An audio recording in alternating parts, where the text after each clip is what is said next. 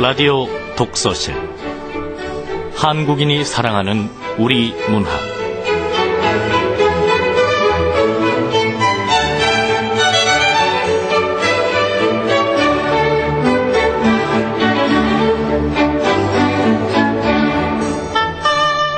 안녕하세요. 아나운서 김경란입니다.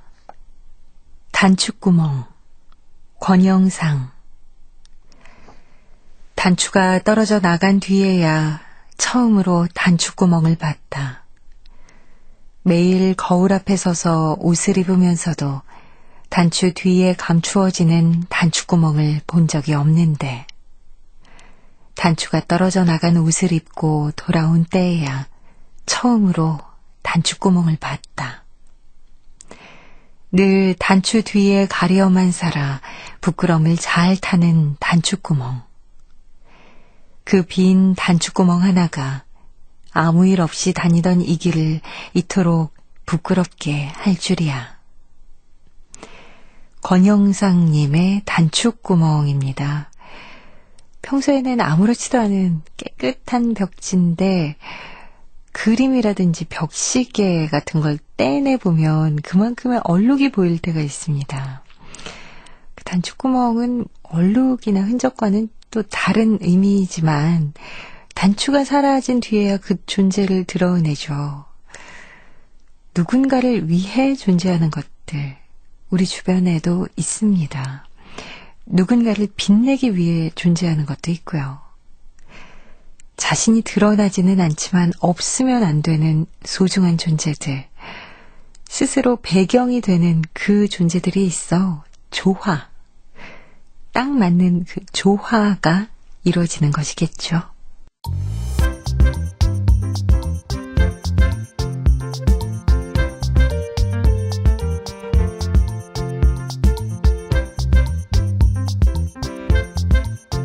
소리로 만나는 책 라디오 독서실. 한국인이 사랑하는 우리 문학을 김경란 아나운서와 함께 만나봅니다.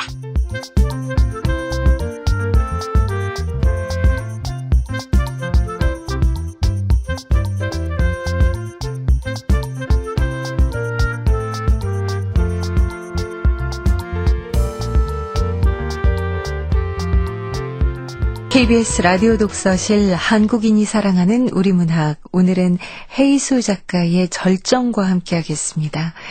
이 절정은 헤이수 작가의 소설집 젤리피쉬에 실려있는 작품인데요. 젤리피쉬는 제16회 한무숙 문학상 수상작이기도 합니다. 이 작품 소개한 후에 작가 직접 모시고 작품에 대한 이야기 나눠보도록 하겠습니다. KBS 라디오 독서실 한국인이 사랑하는 우리 문학, 헤이수 작가의 절정입니다.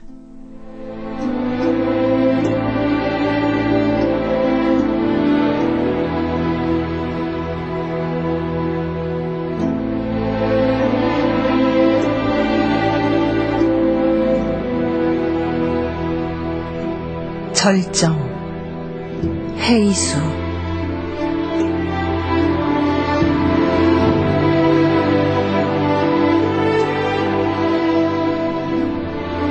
제1장 처형 당일. 어둠이 거치자 참형 판결을 받은 우리 넷은 옥사에서 끌려나왔다. 말을 탄 사령 넷을 비롯해 창칼로 무장한 군졸 50여 명이 동원될 만큼 호송은 삼엄했다. 우리는 줄줄이 포승에 엮여 간밤에 쌓인 눈을 맨발로 밟으며 걸었다. 무거운 족쇄 탓에 걸음을 뗄 때마다 살갗이 벗겨진 발목에서 피가 흘러내렸다. 암청색에 얼어붙은 지평선 너머로 동이 터오는 주홍빛 하늘은 장려했고, 멀리서 이른 아침밥을 짓느라 연기를 피어올리는 촌가의 굴뚝은 사뭇 애틋했다. 이토록 평온한 새벽이 생의 마지막 날이라는 사실을 믿을 수가 없었다. 입에서 더운 입김이 길게 뿜어져 나왔다. 아직 나는 살아있었다.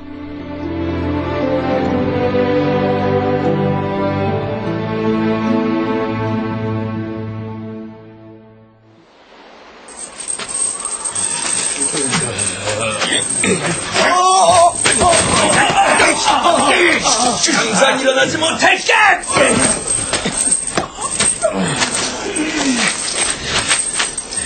미안하네.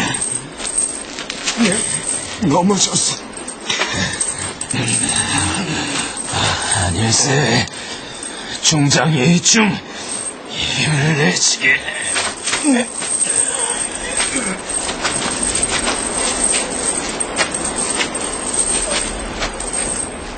저 형장은 옥사와 오리쯤 떨어진 들판이었다. 임시로 마련된 형장에 도착하자 우린 한 걸음 건너 무릎이 꿇렸다. 저 형제이자 매장지임이 분명했다. 충장 이충, 맹장 박찬, 경호관 한청은 논밭 위에 무릎을 꿇자마자 의연히 눈을 감았다.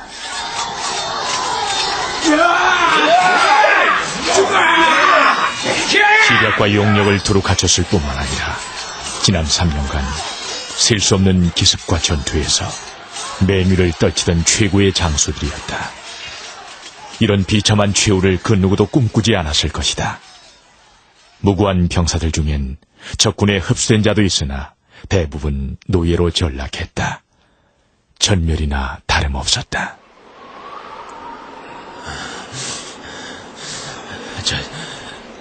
저 자리가 저 영관의 자리인가 보구만.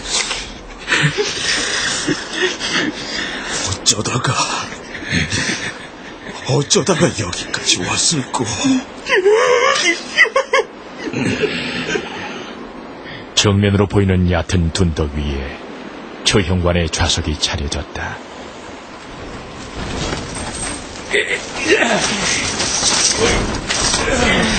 곧이어 형리 넷이 구령에 맞춰 한두 대의 나무 바퀴를 밀고 들어와 저 현관석과 우리 사이에 배치했다. 한두 대가 행여 논밭 위에 미끄러지지 않도록 큰 돌을 가져다 고인 뒤 그들은 작동을 점검했다.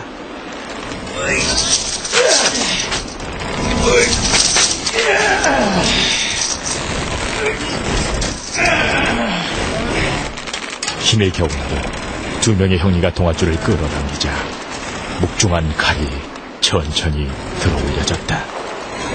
길이가 2자쯤, 너비가 6지쯤 되는 칼은 시퍼렇게 날이 별여 있었다. 형리가 끝까지 줄을 당겼다가 놓자 틀머리로 한껏 잡아당겨진 칼은 무서운 속도로 곤두박질 쳤다. 그리고 굉음을 내며 바닥을 치고 낮게 튀어올랐다. 제 아무리 굵은 황소의 목이라도 단칼에 떨어질만 했다.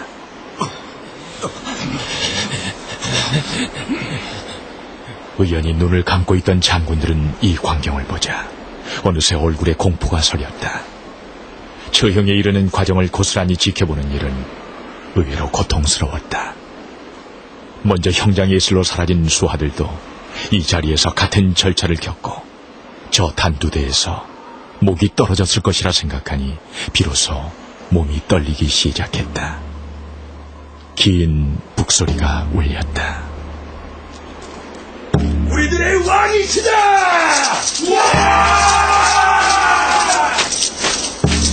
금빛 갑옷을 입은 적국의 왕을 비롯해 적장 5이 입장했다. 적왕이 가운데 의자에 착석하자 적장 5이 이어서 착석했다. 적왕이 눈짓을 하니 형님 넷이 한 수용자의 사지를 각각 붙잡은 채 형장 가운데로 들고 나왔다. 얼마나 모진 고문을 당했는지 피부가 검붉게 죽어 있었고 자결 방지를 위해 입에는 재갈이 물려 있었다. 형리들은 단두대 옆에 억지로 사내의 무릎을 꿇렸다. 우리에겐 오직 사내의 등만 보였다.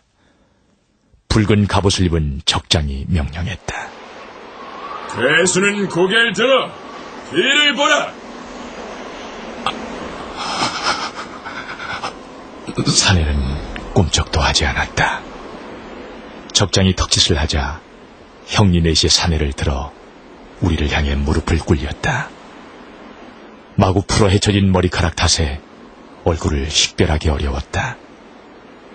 곧 건장한 형리 하나가 뒤에서 한 팔로 억세게 사내의 목을 감아쥐고 다른 손으로 머리채를 움켜쥐어 사내의 얼굴을 우리에게 확인시켰다. 고개를 돌리란 말이야!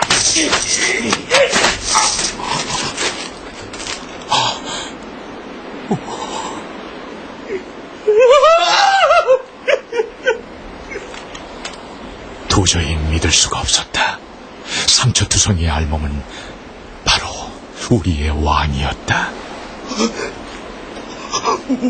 왕이시여!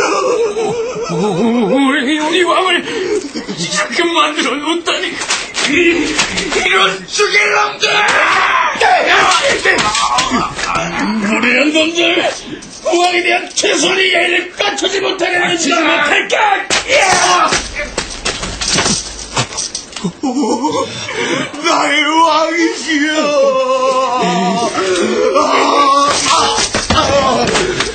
나의 왕이시여! 이충은 숨이 막힐 듯 모로 쓰러지면서도 울음을 그치지 않았다. 아무리 울부짖어도 왕은 우리를 바라보지 않았다. 다만 한마디도 없이 의연히 눈을 감고 있을 따름이었다. 왕의 약속이 떠올랐다.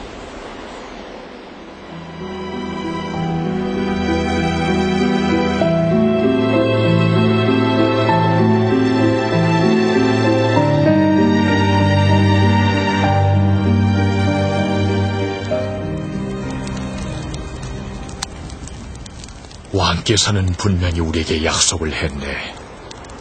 왕의 마지막 약속을 잊었는가? 어떠한 경우에도 그대들의 목숨만은 구하겠노라. 상장, 우리도 왕의 약속을 믿고 싶네. 허나 그건 중장 이충 말이 맞네. 왕도 붙잡혔다지 않나. 그런데 어찌 우리의 목숨을 구한단 말인가? 믿으시게. 왕을 불신하는 자 죽음을 면치 못하리니 믿어야 하네. 알았네, 상장. 왕의 마지막 약속 믿어 봉쇄. 지난밤 처형의 두려움 속에서 충장 이충과 맹장 박찬이 그 약속을 의심할 때 나는 그들의 불신을 얼마나 나무랐던가. 그러나 이제 그 이상은 한낱 깨어나야 할 백일몽이 되고 말았다. 패배한 왕은 곧 자신의 수족과 같은 핵심 소환 4명의 목이 차례차례 떨어져 나가는 장면을 지켜볼 것이다. 그것은 그 어떤 혹독한 고문보다 왕의 고통을 극도로 가중시킬 것이다. 적왕은 어떤 상황에서 왕이 가장 큰 고통을 받는지 철저하게 파악하고 있는 자였다. 이제껏 한마디도 없던 적왕은 조용히 입을 열었다. 일부 철없는 자들이 자네를 왕이라 불렀던 모양이네. 허나 조정은 자네를 다만 반역 도당의 괴수로밖에 여기지 않으니 부디 대접이 소홀타 섭섭해하지 말게. 마지막으로 할 말이 있는가? 말을 하게 하라. 예!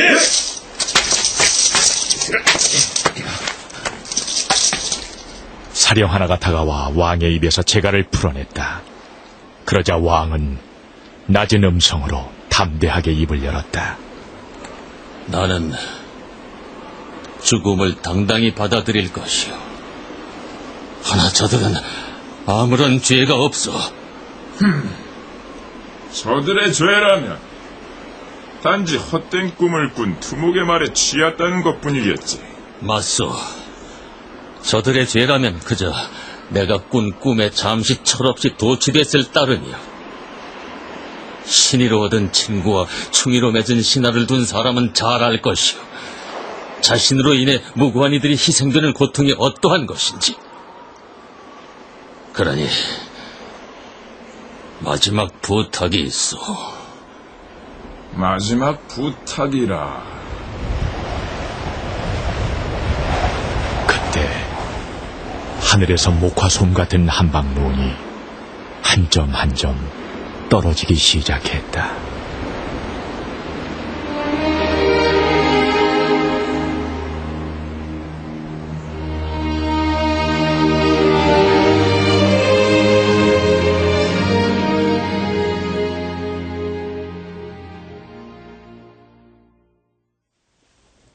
제2장 처형전야.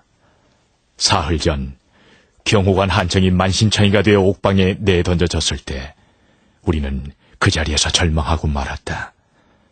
한청은 왕의 그림자와 다름없었다.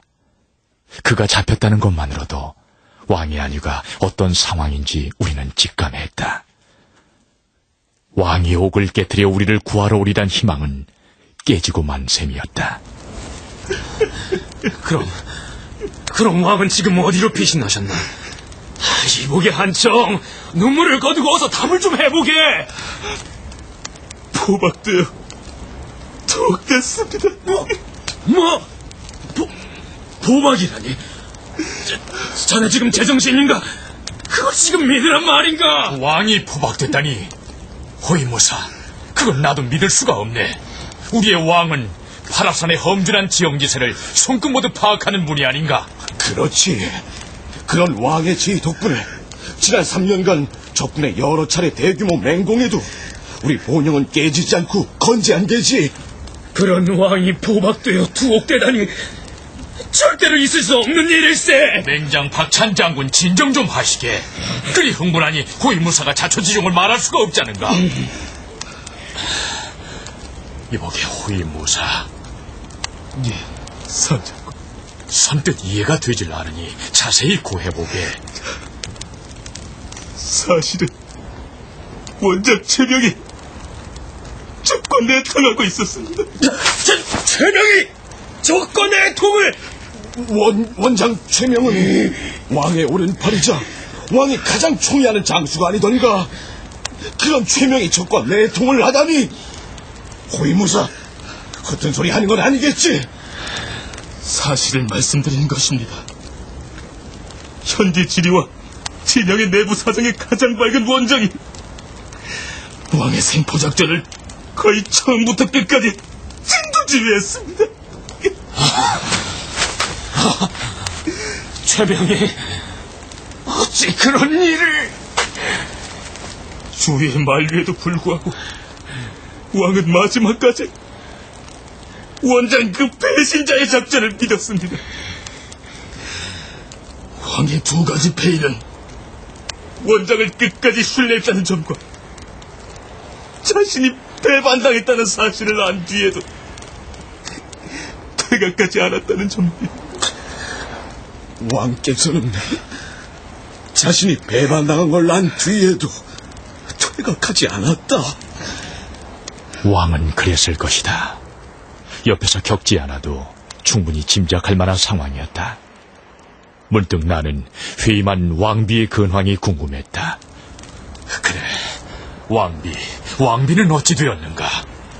오직 한 사람 왕비만이 다른 비밀 퇴각로로 탈출했습니다. 그나마 다행이구나. 근데 왕이 생포됐다면 이제 우리를 기다리는 것은 반란도당의 죄목하에 치러질 찬영뿐. 우리의 거사는 마침내 이렇게 끝이 나고 우린 패장으로 죽겠군요. 장군님들, 왕께서는 아무도 실패자가 아니며 다만 우린 이 일의 시도에 실패했을 뿐이라고 하셨습니다. 곧 목이 떨어질 판인데 그 말로 위안을 삼으라는 겐가? 우리는 한낱 지옥스런 대역 죄인으로 후세에 남을 걸세. 그런데 말이오, 상장. 왕이 최명을 끝까지 믿었다는 점은 납득할 만하지만 퇴각을 하지 않은 점은 도저히... 왕이 퇴각을 포기한 이유는 우리들 때문일 수도 있어. 우리가 참패하여 투옥됐다는 소식을 왕은 이미 알고 계셨을 테니 말이오. 그럼 왕은 우리를 위해 우리와 함께 죽기로 작정이라도 했다는 뜻이오. 장군님들, 왕께서는 함께 죽는 것이 아니라 장군님들의 목숨만은 살린다고 분명히 약속하셨습니다. 고이무사! 이런 답답한 사람이 있나? 자네는 생각이 있는가? 왕이 생포됐다면 지금쯤 운신이 어려울 정도로 혹독한 고문을 받았을 테고 온몸이 형틀에 묶였을 텐데 도대체 무슨 수로 우리 모두를 구한단 말인가? 그건 그렇지만 분명히 그렇게 말씀하셨는데. 상장, 왜 그러시오, 충장 이총? 상장은 왕의 약속에 대해 어떻게 생각하십니까? 내가 아는 왕은 타고난 승부사요. 네로라 하는 지략가와 책사들이 합리적인 근거와 이론을 들어 도저히 불가능하다고 반대하던 전술을 감행해 승리한 일도 적지 않았어. 왕에게는 범인의 식견으로 볼 수 없는 것을 들여다보고 추진하는 독특한 능력이 있었다는 것 다들 인정하실게요. 그것은 천재성이라기보다 신념과 몰두의 힘이었어. 자네들, 계속 말하시오. 신념의 위력은 언제 나타나는지 생각해보시오. 처음엔 모르지만 죽음에 가까이 갈수록 힘을 발휘하는 것이 신념 아니겠소. 헌데 그대들은 왜 새삼 왕의 약속을 의심하는 게요? 상장, 그래도 이 상황에서 그 말을 믿기가 저는 좀... 자네들은 벌써 잊었나? 신념이란 이해와 합리를 넘어선 것임을. 나는 옥방의 벽에 기대어 눈을 감았다. 어쩌면 왕은 최명에게 속는 것보다 그를 믿지 못하는 자신을 더 수치스러워했을지도 몰랐다. 그러자 약 1년 전 북서 지역으로 파견 명령이 떨어지던 날이 떠올랐다.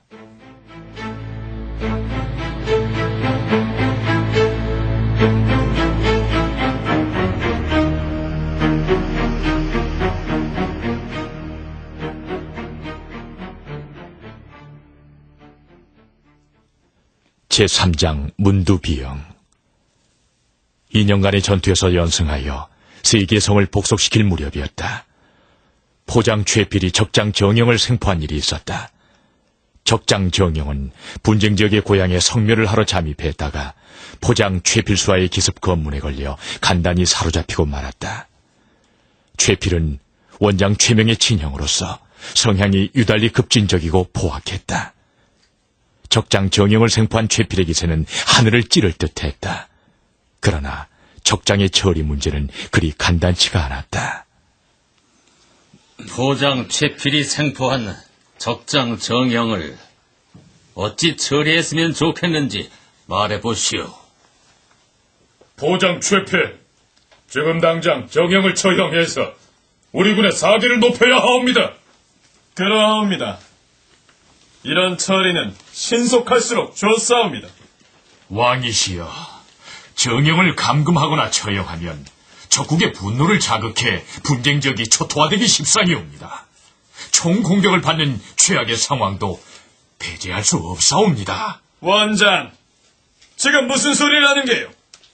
그럼 정영을 무작정 돌려보내잔 말이오. 무작정 돌려보내면 다시 우리 군사와 양민을 해할 게 뻔하고 적장을 회유하여 아군 편으로 만드는 것이 최선의 방법이라 이는 거의 불가능하옵니다. 최선의 방법이나 불가능하다. 그럼 대체 어찌하자는 게요?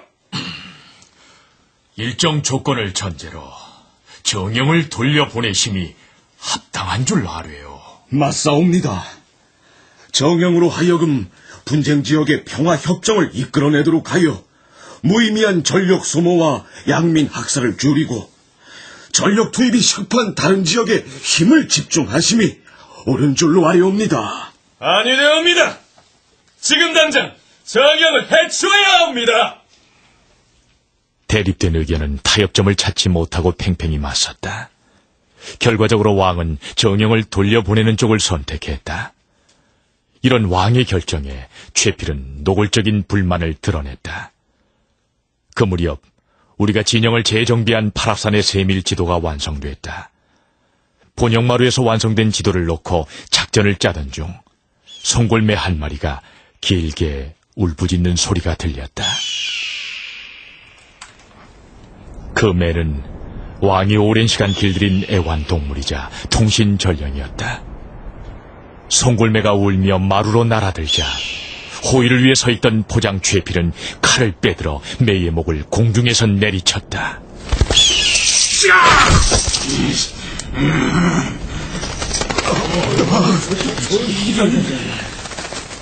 순식간이었다. 매는 대가리를 섬돌이에 떨어뜨린 채 날개를 바닥거리며 마루를 날아다녔다. 장군들의 어깨 위를 비행하는 동안 사방에 피가 튀었다. 끝내 매는 대가리를 잃고도 정확하게 왕의 어깨를 찾아서 내려앉았다. 그리고 힘이 다했는지 왕의 품 안으로 굴러 떨어졌다. 송골매의 다리에 전갈이 매달려 있구나. 적장 정영이 분쟁 지역의 평화 협정을 곧 성사시킬 예정이라 하오. 나 좀 나갔다 오겠소. 왕은 한마디도 포장을 나무라거나 그 까닭을 묻지 않았다. 다만 평화협정에 관한 안건을 우리에게 밝힌 뒤 묵묵히 매의 끊어진 몸을 챙겨들고 자리에서 일어났다. 양지 바른 곳에 묻어주기 위해서였다.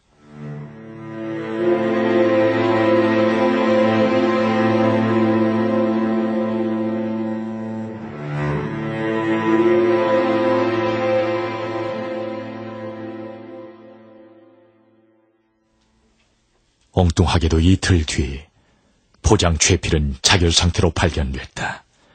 최필을 장사 지내던 날 동생 최명은 술에 취해 도끼를 품은 눈으로 나를 비난했다.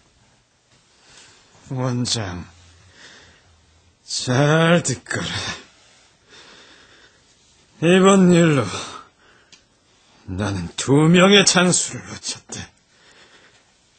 적군의 장수는 풀어줌으로써 놓치고 그 일로 전과를 인정받지 못한 나곤의 장수는 억울한 자결을 함으로써 놓치고 말았다.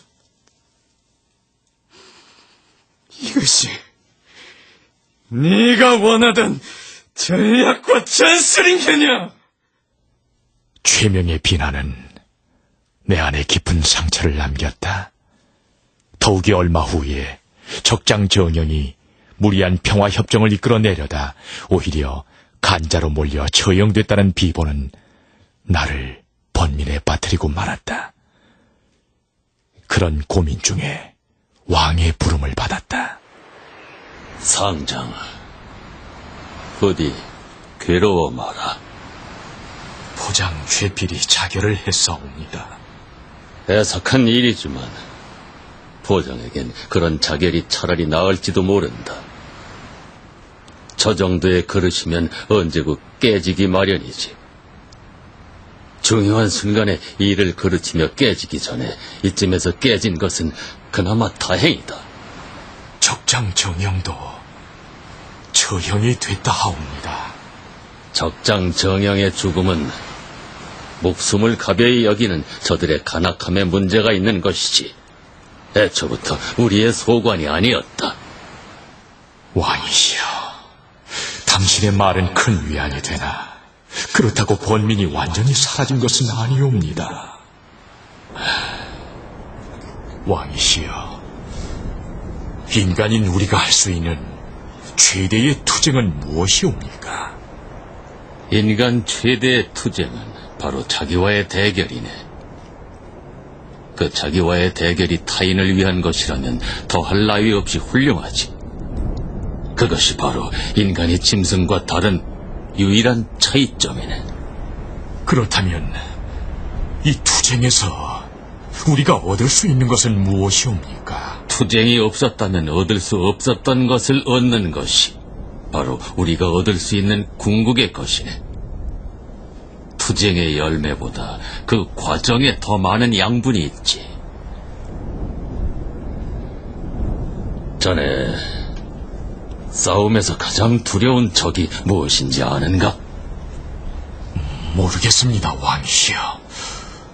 미혹한 저는 모르겠습니다. 고독이네. 바로 자네 안에 있지.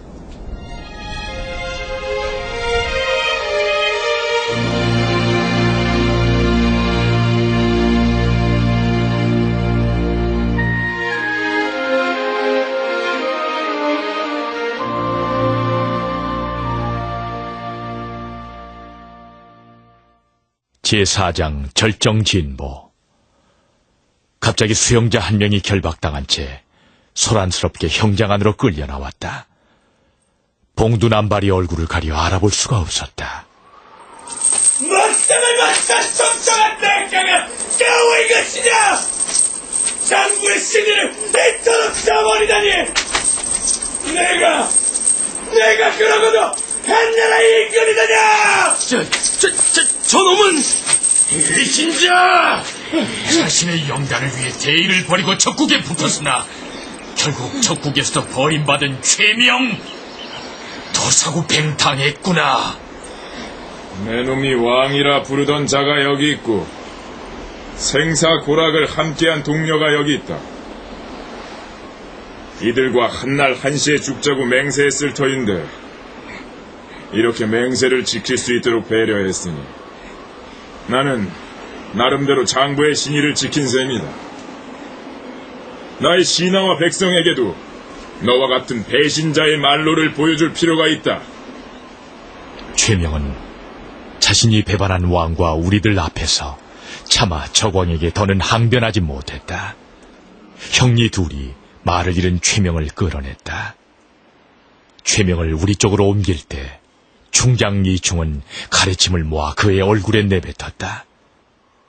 적왕은 차분한 시선으로 왕을 내려다보았다. 그리고 조용한 음성으로 명했다. 마지막 부탁이 있다고 했던가? 어디 그 부탁이나 말해보라. 비록 도당으로 몰렸으나 수장 대 수장으로서, 나아가 장부 대 장부로서 나의 마지막 간곡한 청을 들어주시오. 저 단두대에서 목이 베어진 뒤 나는 내 목을 들고 부하들 앞을 걸어갈 것이오. 부탁하건대 그 앞을 지나쳐간 부하의 생명만은 살려주시오. 이것이 전부요. 형장은 순간 정적에 휩싸였다. 판관석에 앉은 적왕도 적장들도 사령들도 형리들도 애워싼 군졸들도 그리고 우리들마저 왕의 부탁을 듣고 잠시 말을 잇고 말았다. 한방 노는 송이송이 떨어져 적왕의 금빛 갑옷 위에 내려앉았다. 내리는 눈발 속에서 다만 어떤 판단이 떨어질지 기다릴 뿐이었다. 그러고도 다시 한참의 정적이 흐른 뒤에 적왕은 껄껄껄 웃음을 터뜨렸다. 적왕은 죽음에 임박한 한 목숨에 비장한 부탁에 관대한 호기심이 들었는지, 아니면 그런 허황된 일은 절대 벌어질 수 없다고 판단했는지 고개를 끄덕였다.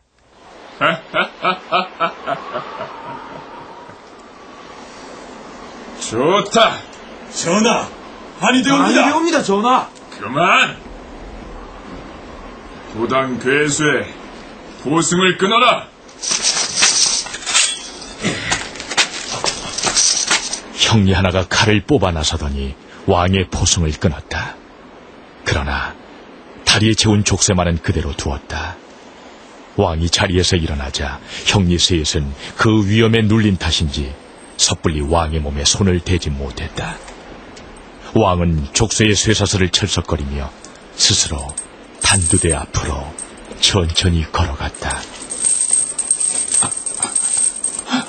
처형을 시작하라.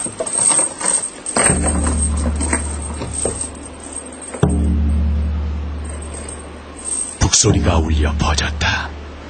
사령이 붉은 깃발을 들어올리자 형리 넷이 구령에 맞춰 단두대의 동아줄을 끌어당겼다. 시퍼렇게 갈린 묵중한 칼날이 형틀을 타고 공중으로 올라갔다. 칼이 틀 머리에 닿자 왕은 허리를 굽혀 형틀 위에 자신의 목을 얹었다. 충장 이충, 맹장 박찬, 경호관 한청이 이를 앙다물며 오열했다. 나는 어떤 기적을 간절히 염원했다. 이 최악의 상황을 뒤집을 만한 어떤 예기치 못한 반전을 기대했다. 적왕이 고개를 끄덕이자 사령은 붉은 깃발을 힘껏 내렸다. 동시에 형리들은 칼날을 붙들고 있는 동아줄을 놓았다. 순식간에 칼날은 묵직한 굉음을 내며 공중에서 바닥으로 곤두박질쳤다. 우리는 이를 악물며 눈을 질끈 감았다.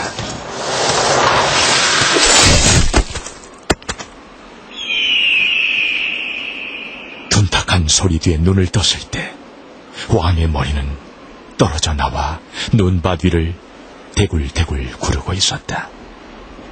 왕의 머리카락은 눈을 하얗게 뒤집어 쓰고 왕의 눈은 부릅뜬 채 하늘을 바라보고 있었다. 그 광경을 목도하는 것만으로도 무참했다. 형리들은 줄을 당겨 칼날을 다시 공중으로 들어 올렸다. 그리고 한 명이 단으로 올라와 목이 떨어진 것을 확인했다. 그 순간 왕이 형틀 위에 굽혔던 허리를 일으켰다. 왕의 목에서 핏줄기가 분수처럼 솟아올랐다. 칼날의 동아줄을 잡고 있던 형리들이 손을 놓으며 그 자리에 주저앉았다.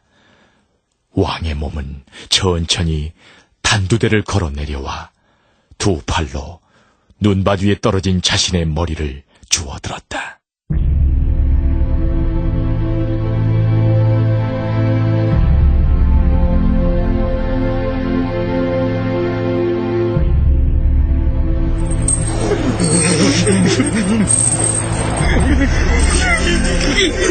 왕의 알몸은 온통 붉은 피를 뒤집어 쓰고 있어서 차라리 유령 같았다. 왕은 두 손으로 자신의 머리를 들고 충장 이충 앞을 지나갔다. 이어서 맹장 박찬 앞을 천천히 걸어갔다. 경호관 한청을 지날 때 피 묻은 왕의 쇠사슬은 매우 느리게 눈을 쓸었다. 왕이 내 앞에 이르렀을 때 나는 왕의 눈동자와 마주쳤다. 시뻘겋게 핏줄이 터진 왕의 눈동자는 몹시 슬프고 고단해 보였다. 내 눈에서 뜨거운 눈물이 뺨으로 흘러내렸다. 실패를 알면서도 감행할 수밖에 없는 전투 속에서 당신 얼마나 고독했습니까, 왕이시여. 고백하건대 당신으로 인해 새로운 세계의 눈을 떴으나 그 눈뜸은 동시에 새로운 불안이었습니다. 어쩌면 원장 또한 당신의 가장 가까운 자리에서 제일 처음 새로운 세계를 엿보았으나 가장 먼저 그 불안을 감당할 수 없었을 것이옵니다. 너무 높고 완전한 세계를 그로서는 지탱할 자신이 없었을 것이옵니다.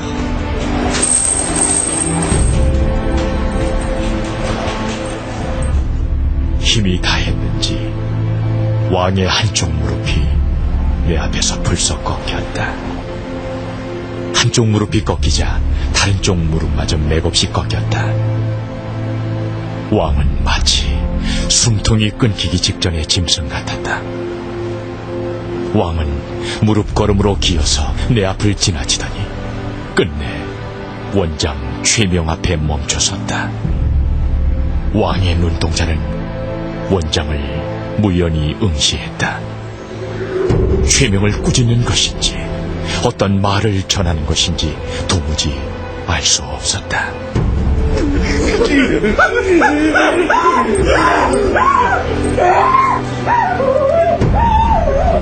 최명은 그 눈을 마주보다 못해 목청이 찢어질 듯 괴성을 지르며 고개를 눈밭에 쳐박았다.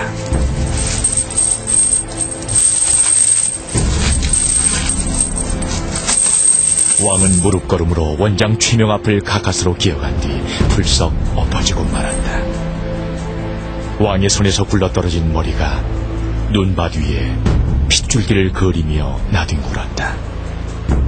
이제 왕의 눈은 고단한 듯 질끈 감긴 채 한방 눈이 쏟아지는 하늘을 향해 있었다. 우린 모두 엎드린 채 눈물을 흘리며 통곡했다.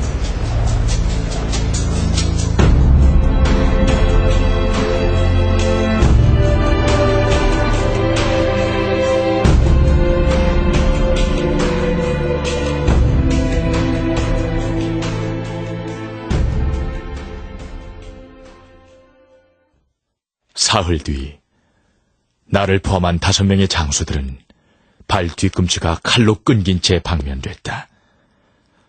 왕의 사체는 수레가 주로 다니는 자갈길 아래 묻혔다. 소와 말과 바퀴가 늘 짓밟고 다녀 능욕해 하기 위해서였다. 나는 수소문하여 간신히 목숨을 건진 왕비를 찾아내 보필했다. 그런데 왕의 후손들은 공통적으로 몸에 이상 징후가 나타났다. 아들인 경우 하나같이 관절 사이에 자갈만한 혹이 생겼다. 특히 손목 관절 부위에 돋아난 구슬 크기 반만한 혹은 이 혈통의 징표와도 같았다. 이 기이한 현상을 어느 신묘한 모녀는 자갈밭 아래 매장된 왕의 원한이 유전됐기 때문이라고 풀이했다. 그럼에도 불구하고 왕의 후손들은 신체적 능력뿐만이 아니라 정신적 능력이 탁월했는데 그들은 자신의 골격을 통해 세월이 흘러도 왕이 끝내 이루지 못한 위대한 전망을 기억했다.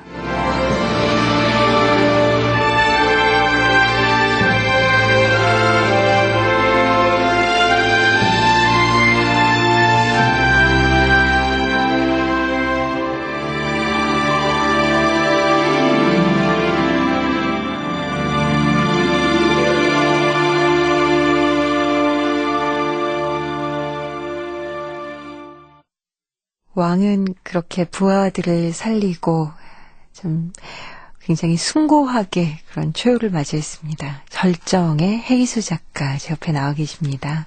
어서 오세요. 네, 안녕하십니까? 네, 소설쓰는 헤이수입니다. 네, 먼저 축하부터 드려야겠어요. 한무숙 문학상 수상하셨어요. 축하드립니다. 예, 감사합니다. 제가 올해 등단 11년째가 되는데요. 네. 제 개인적으로 지난 10년의 성과를 돌아보고 또 다시 새로운 10년을 준비할 수 있는 아주 좋은 기회였습니다. 그래요. 자, 오늘 소개한 절정이라는 이 작품도 이번에 수상의 영광을 안겨준 소설집 젤리피쉬에 들어있는 작품인데 절정 이야기 좀 나눠볼게요. 저는 개인적으로 굉장히 참 인상 깊게 작품을 접하게 됐는데 어떻게 이렇게 최후를 맞이할 수가 있는 걸까요, 왕이? 그게 어떤 사회나 어떤 그룹이든지 무리를 이끄는 우두머리가 있게 마련이지 않습니까? 네. 이른바 리더라고 하는데 근데 가만히 보면은 옛날의 왕도 그렇고 오늘날 대통령도 그렇고 그 자리에 올라설 때보다 그 자리에서 물러날 때가 훨씬 드라마틱하고 흥미로운 이야기가 많이 숨어 있어요. 네.